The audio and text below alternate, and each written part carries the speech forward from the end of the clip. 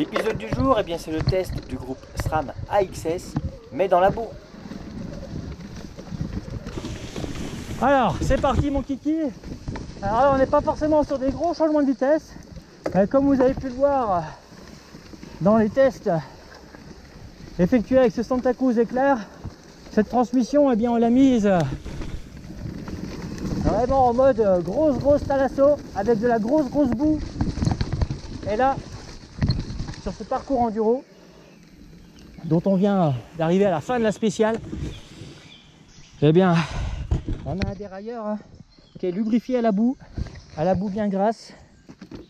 La transmission plateau, hein, la totalité, c'est clair que là on ne l'a pas épargné, et même chargé avec autant de boue, on a une transmission et des vitesses qui passent avec une rapidité extrême. C'est très plaisant, très efficace. Après, c'est pas le type de terrain où il faut tomber, ça coûte vite cher sinon.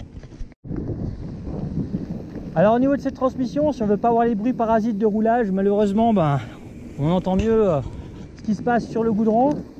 On a un bouton qui permet de descendre les rapports, donc d'aller vers le petit pignon.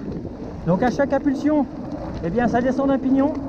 C'est ultra rapide, ultra précis. Et là, on parle d'un dérailleur qui est rempli de boue, hein. On ne parle pas d'un dérailleur qui sort de la vitrine.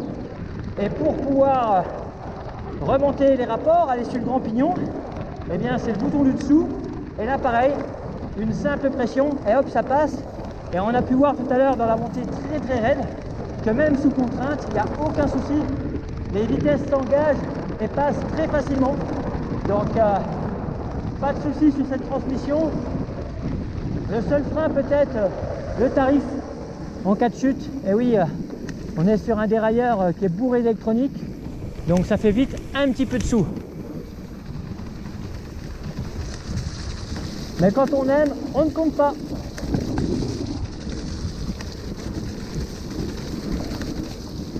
Bon là c'est ambiance mousse au chocolat aujourd'hui hein. Et là la transmission, elle roule vraiment dans des conditions test qui sont pas celles de tous les jours, heureusement.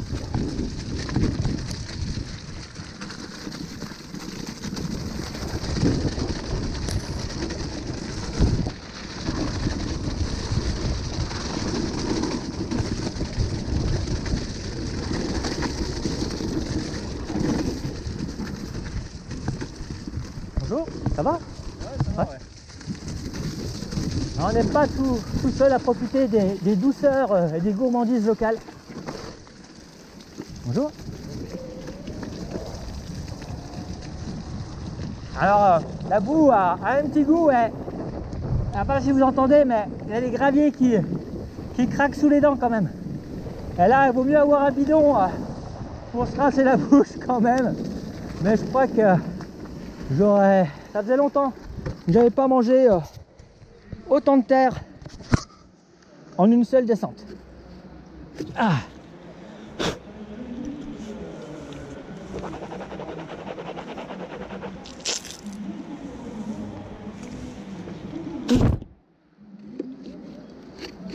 Bon, il va falloir laver le vélo hein. Et concernant la transmission, eh bien